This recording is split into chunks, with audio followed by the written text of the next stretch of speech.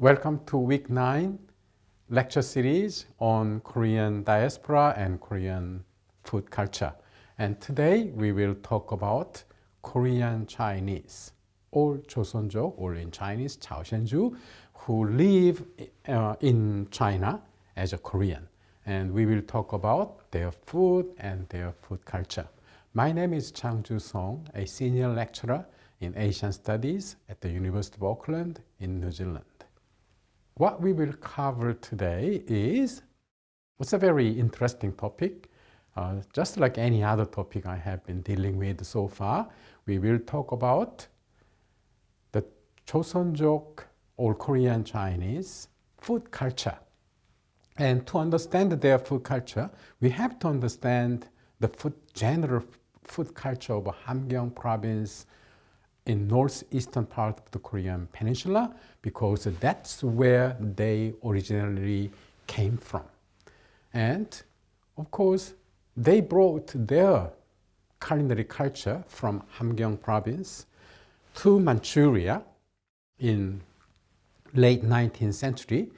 But in Manchuria, they were mixing with various people, particularly with Han Chinese people, who came from Shandong and Hebei. And so their food culture would be influenced by this great majority Han Chinese people's food. So we will talk about it. And then after 1990s, with the end of the Cold War, China and South Korea opened formal diplomatic relationship, which brought and allowed Korean Chinese people to migrate to their ethnic homeland, South Korea. And of course, working in South Korea as a migrant worker, they would be heavily influenced by South Korean contemporary culinary culture as well. So we will talk about it.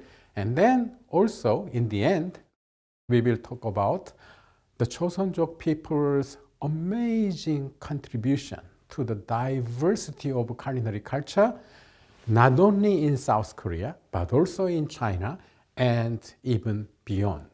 And now that is around Xinjiang-style barbecue lamb skewer business, which we will cover today. The goals of today's lecture, I hope that the audience would have understood a brief migration history of these Korean Chinese, and where they are from, where they moved, why, and also their original culinary culture in Hamgyong province, which is the northeastern part of the Korean peninsula, and also how the audience would have understood how their culinary culture mingling with Han Chinese in Manchuria, their culinary culture have gone through transformations.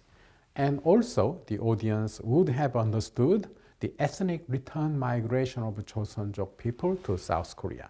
This ethnic return migration meaning that diasporic people who had left their homeland more than 2-3 generations ago and returned back to their ethnic homeland, which is not very usual form of human migration, but that happened globally in the 1990s.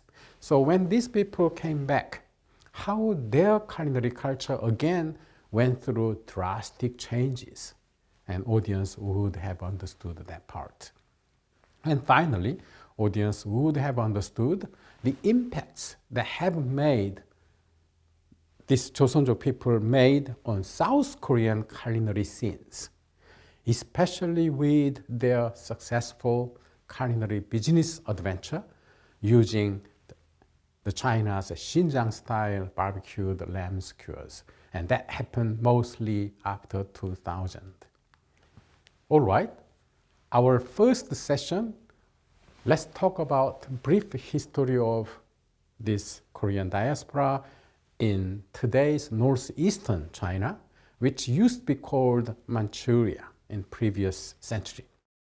The people who are called Joseonjok or Joseonjok in Chinese, or in English, Korean Chinese, they are the descendants of the early Korean migrants who had gone to Manchuria since 1860s and until mid-1940s, which means by the end of the Pacific War.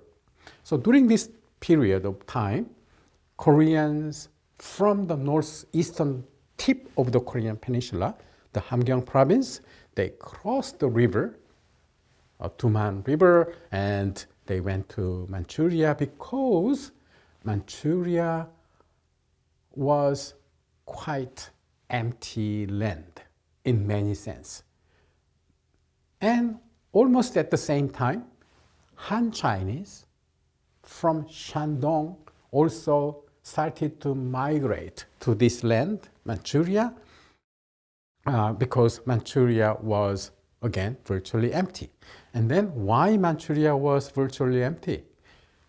Manchuria was one of the many Asian frontiers until 19th century. And this was a land of nomadic people who were called Manchus. And if you know the Chinese history, these Manchu people became very powerful by 17th century, and they would conquer the Ming dynasty of China. And then they would establish Qing dynasty, which occupies the largest chunk of land in Chinese history, from all the way to East Manchuria and all the way to west, including today's Xinjiang Uyghur region. It was the first time in Chinese history, as a matter of fact, almost, that this Xinjiang became Chinese territory during this time.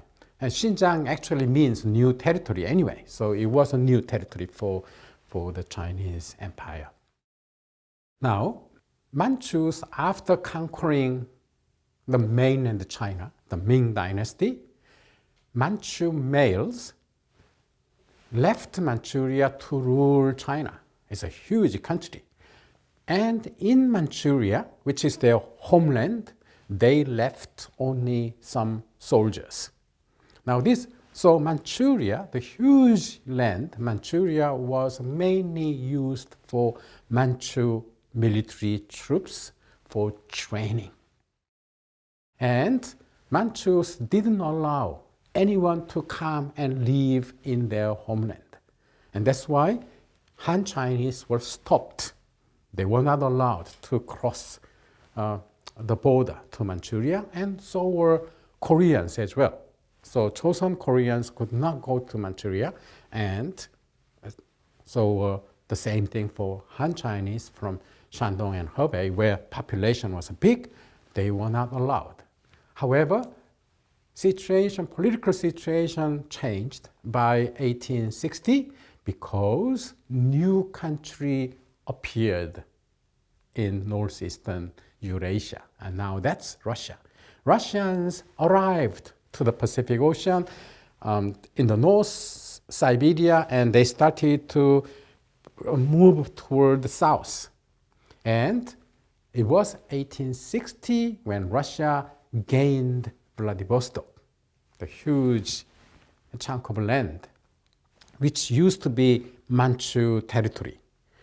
And now, this China at that time was going through many turbulence, especially opium wars, Europeans were conquering, occupying the coastal China and so on.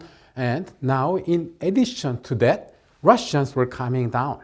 So Manchus didn't have any other choice. They had to open it up so that Chinese could settle in Manchuria. Otherwise, they may lose that land to Russians.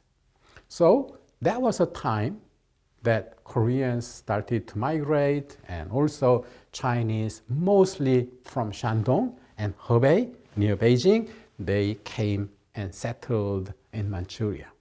So today's Joseonjok people, especially in Yanbian, which has a border with North Korea today, that land they are mostly from Hamgyong province. And they are the descendant of these earlier migrants. And then, of course, they are not the only Koreans living in Manchuria. Later, during colonial period, after Japan conquered Manchuria, now Koreans from southern part of the Korean peninsula, mostly from Gyeongsang province and partly Jeolla province, they were semi-forced to migrate to Manchuria, but not in southern Manchuria, where Yanbian is, but further far north. And now that includes today's Heilongjiang province, and then southwest, the Liaoning province. So anyway, in these three provinces, which Chinese today call Dongbei, northeast, which means northeastern China, there are about nearly 2 million ethnic Koreans living. But the geographical center of this is Yanbian. And in Yanbian, most Koreans are from Hamgyong province. And that's why they brought Hamgyong provincial culinary culture to Manchuria, and they would face with Han Chinese influence and Mongolian influence and Manchu influence and so on. So that's the history. After Japan conquered Manchuria through the Second Sino-Japanese War, which began in 1931, and then by 1932, Japan established a puppet state called Manchukuo. Now this Manchukuo naturally include variety kind of people. Now there were Manchus, there were Han Chinese who migrated earlier, and also there were Mongols, because they're partly Mongolia as well, and there were also Koreans, and also Japanese also migrated. So basically these 5 races or 5 ethnic groups were living in the territory of Manchuria. And that's why Manchukuo, the country of Manchukuo, had formal policy of 5 racial harmony or cooperation. And now that is reflected in old Manchukuo flag. I mean, if you look at the Manchukuo flag, there are 5 colors, and they represent the diversity, racial diversity of Manchuria. And the image, you see that the Han Chinese girl and Japanese girl, Japanese boy, and Han Chinese or Manchu man, they are all together with the Japanese flag and Manchukuo flag. So that promotes racial harmony, cooperation among different ethnic groups. And then another image in the middle, you see 5 men together with the Manchukuo flag, and behind them is the Japan's rising sun, the rising sun flag. And these 5 men, on the far left, I think it is a Mongolian, and then you see Korean, and then Japanese, more modernized Japanese, and then the Manchus, and so on. Okay? And then in the last image, you also see 5 girls wearing their ethnic costume, and they represent Koreans and Mongols and Manchus and Japanese and Han Chinese. So Manchuria was such a multicultural, multiracial place that we should understand. And that's why when Koreans living in this environment, they would be exposed to other racial, other cultural environment. Now, of course, after the war, and China went through civil war between the Communist Party and Nationalist Party, the Gongsan-dang and the Kuomintang, and Mao Zedong won in the battle, and Chiang Kai-shek was expelled to Taiwan, and entire China was reborn as a so-called New China. And that's what People's Republic of China today is. And China, from the beginning, of course, is extremely multi-diverse ethnic country. Formerly, there are 56 officially recognized ethnic minorities. And so naturally, Chinese PRC government has been emphasizing on the ethnic harmony of China. So the typical, the propaganda kind of poster, you see that the image on the top, you see that 56 different ethnic groups in Tiananmen Square, seems like, and then at the center is very modernized, very strong-looking Han Chinese man. And now he's the leader, and he's modernized. I mean, looking at his garment, and he's a very well-built man with red shirt with white, the Western kind of costume. And then around him are the Mongols and all kinds of, and Uzbeks and Kazakhs and all these China minority groups. And if you look at carefully, you may see Joseonjok or Joseonjok.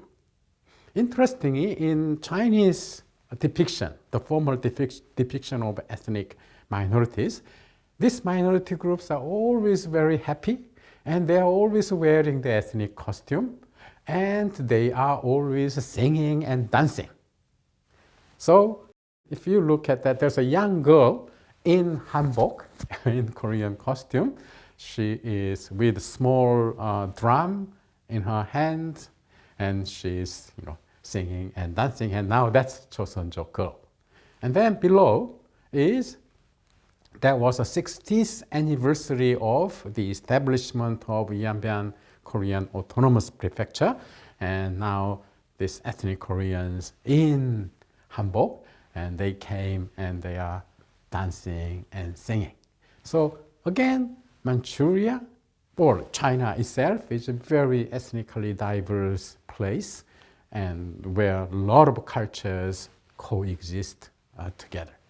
Now, ethnic return migration of Joseonjok people to South Korea, that happened only after 1990s.